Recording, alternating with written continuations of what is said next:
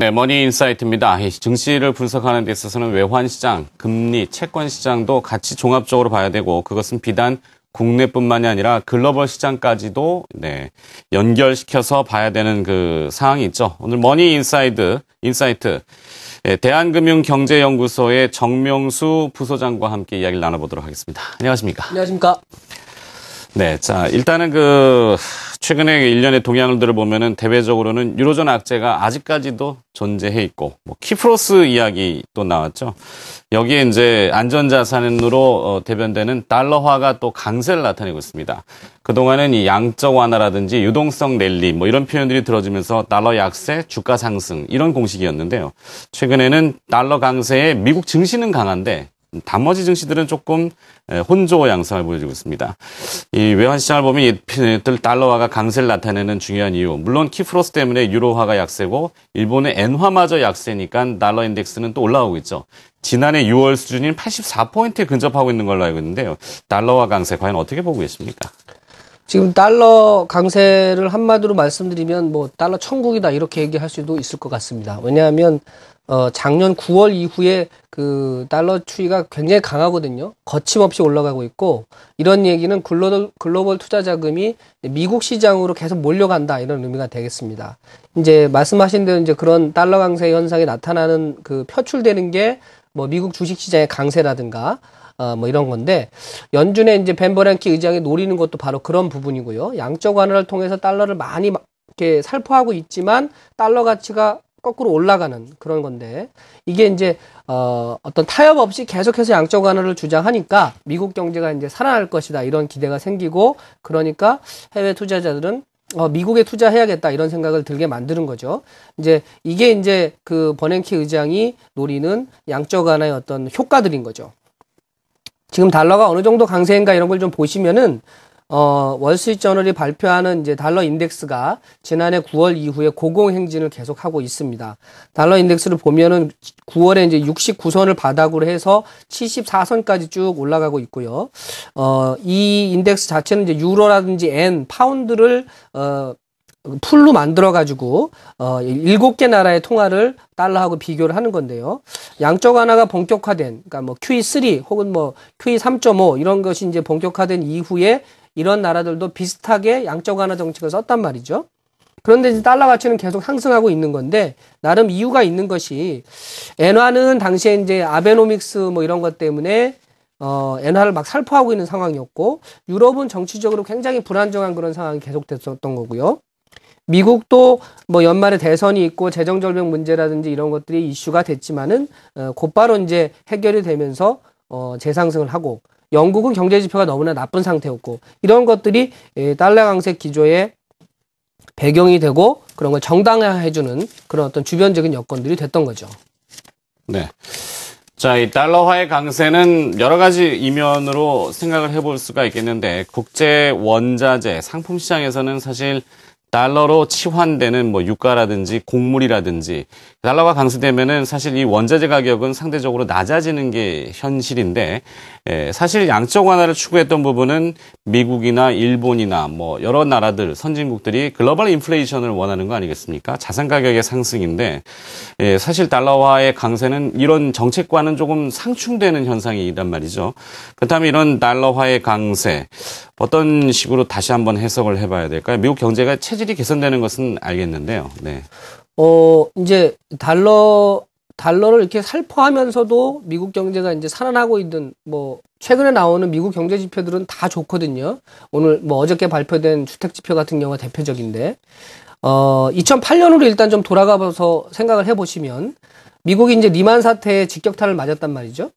그 다음에 이제 모기지 채권이 문제가 되면서 은행들이 이제 집을 차압을 하니까 거리로 쫓겨나는 사람들이 생기고 사회 문제가 되고 이런 어려운 시기가 있었는데, 버냉키 의장이 정통적인 통화 정책은 안 되겠다고 해서 버냉키 의장 별명이 헬리콥터 벤인데, 돈을 뿌리는 그런 비아냥을 들어가면서 달러를 찍어냅니다.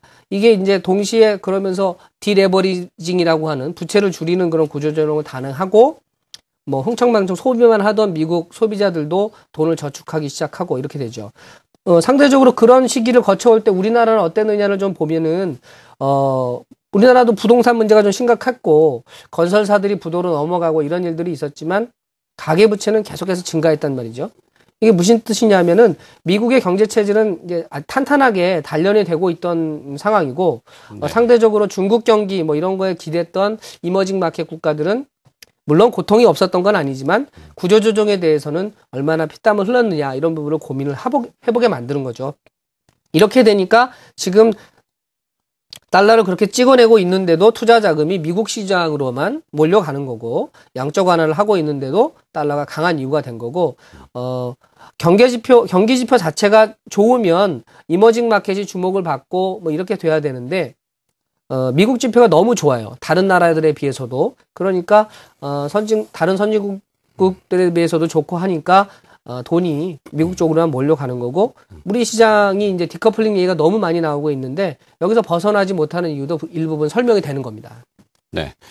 자, 이 통화의 흐름을 추적하는 것은 그 통화로 표시되는 유가증권인 뭐 주식시장도 상당히 많은 부분을 반영하는 그 거울이기 때문에 계속 이야기를 나눠보고 있습니다.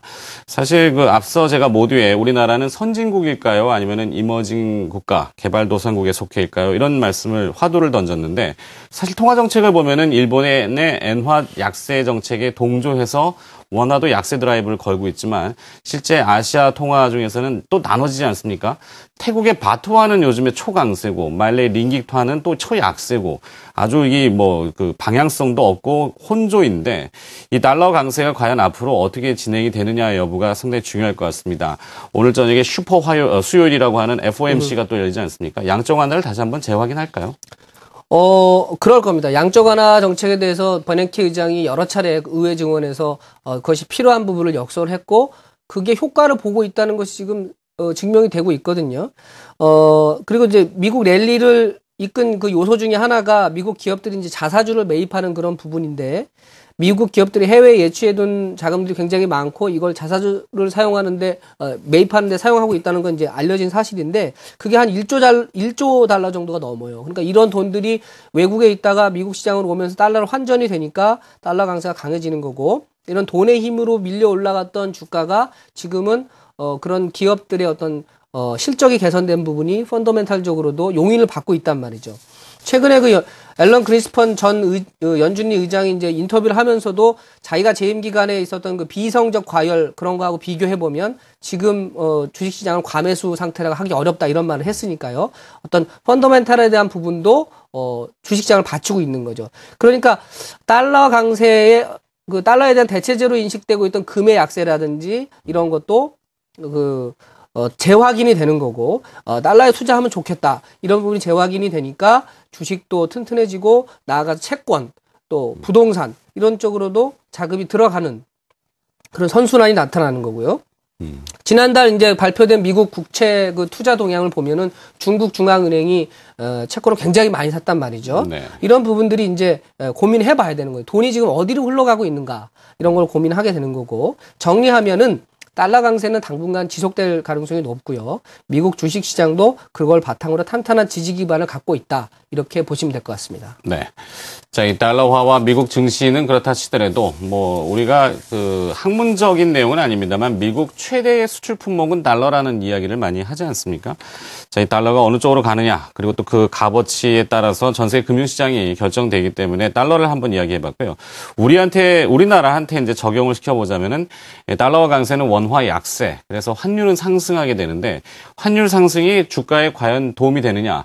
수출 기업들한테는 일시적으로 효과를 좀 누릴 수 있지만 사실 금융시장 측면에서 보면은 부작용들이 더 많을 수 있거든요. 수입 물가가 또 올라갈 수 있고 정부가 추구하는 서민금융 정책의 또 배반 이게 또 상충이 되고 아주 복잡다단한데 이 외국인 투자자들 같은 경우도 계속 지금 가늠하고 있지 않습니까? 환율이 올라가면 원화가 저평되는 것이고 원화 저평이 심화되면 다시 또 들어올 수도 있는데 그 가능성은 어느 정도로 타진하십니까? 네, 지금 말씀하신 대로 환율이 1110원 넘어가고 어저께 역외 환율이 이제 15원까지 1115원을 돌파했던데요.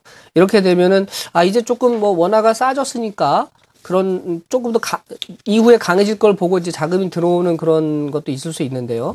그렇지만 그 국제 투자 자금의 행동은 굉장히 냉정합니다. 이게 내가 갖고 있는 돈을 어느 나라에 투자했을 때 가장 효율적인가 이런 걸 따지거든요.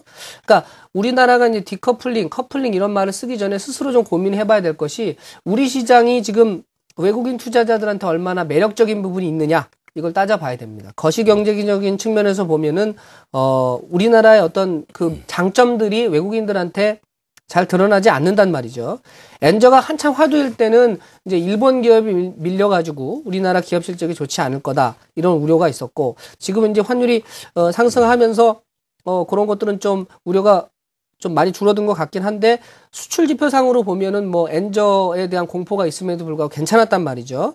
근데 이런 해외 투자 자금 입장에서 넘치는 유동성을 어디에 투자할 것이냐를 고민해 보면 미국 시장이 너무나 강렬하기 때문에 지금 한국이나 이런 이머징 마켓에서 눈을 돌릴 여유가 없는 것 같고요.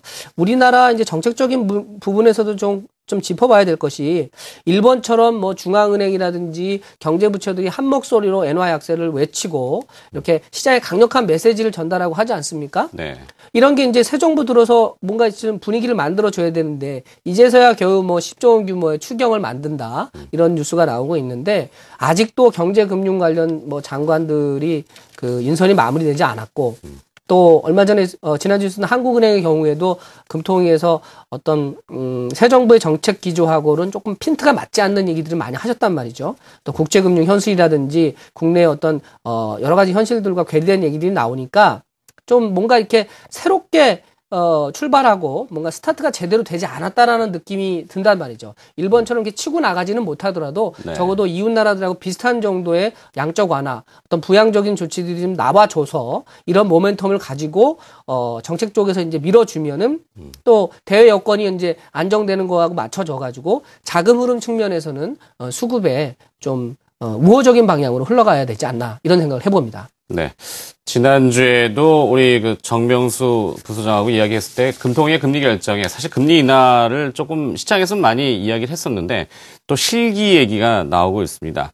정부 당국의 입장 표명이 좀 불분명하다 보니까 시장의 방향성도 오히려 해외 시장하고 자꾸 그 역동조화되는 것도 이 정책에 좀 일관성이 있어야 되는 것 같은데 요즘 뭐 주식시장에 자꾸 그 이상한 그 얘기만 하고 때려잡으려고 하지 말고 빈대 잡으려고 초가상관 태우려는 그런 정책들이 많이 나오지 않습니까? 사실 시장을 좀 잘 이해하고 정책을 좀 올바르게 내놨으면 좋겠습니다. 자, 오늘은 글로벌 달러와 그 국제 금융시장의 변하는 것에 따라서 우리 금융시장을 접목을 시켜봤는데 시간이 좀 제한돼서 오늘 여기까지만 하도록 하겠습니다. 자, 머니인사이드 대한금융경제연구소의 정명수 부소장과 함께 이야기 나눠봤습니다. 고맙습니다. 감사합니다.